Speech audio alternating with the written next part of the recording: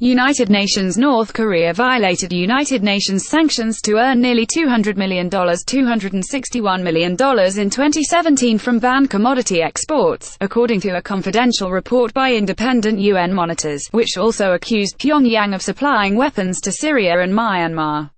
The report to a UN Security Council Sanctions Committee, seen by Reuters on Friday, said North Korea had shipped coal to ports, including those in Russia, China, South Korea, Malaysia and Vietnam, mainly using false paperwork that showed countries such as Russia and China as the source of coal, instead of North Korea.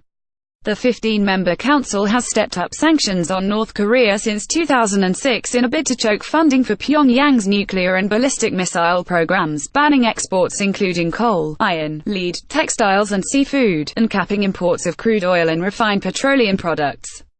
North Korea continued to export almost all the commodities prohibited in the resolutions, generating nearly $200 million in revenue between January and September 2017, said the report, also seen by Agence France-Presse.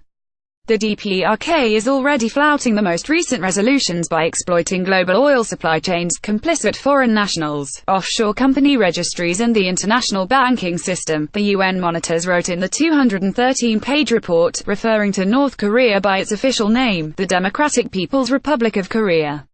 The United States led the push for tough economic sanctions after North Korea's sixth nuclear test and a series of ballistic missile launches that raised fears that the U.S. mainland could soon be within range. Russia and China have repeatedly said they are implementing UN sanctions on North Korea. The monitors said they had investigated ongoing ballistic missile cooperation involving Syria and Myanmar, including more than 40 previously unreported North Korean shipments between 2012 and 2017 to Syria's Scientific Studies and Research Center, which oversees the country's chemical weapons program. Flouting resolutions. The DPRK is already flouting the most recent resolutions by exploiting global oil supply chains, complicit foreign nationals, offshore company registries and the international banking system.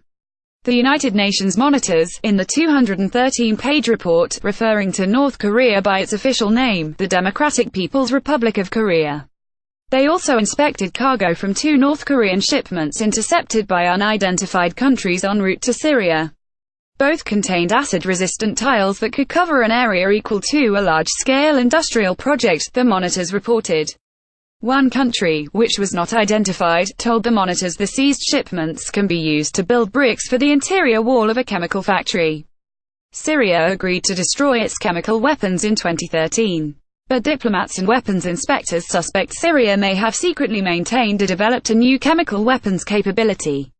The UN monitors also said one country, which they did not identify, reported it had evidence that Myanmar received ballistic missile systems from North Korea, along with conventional weapons, including multiple rocket launchers and surface-to-air missiles.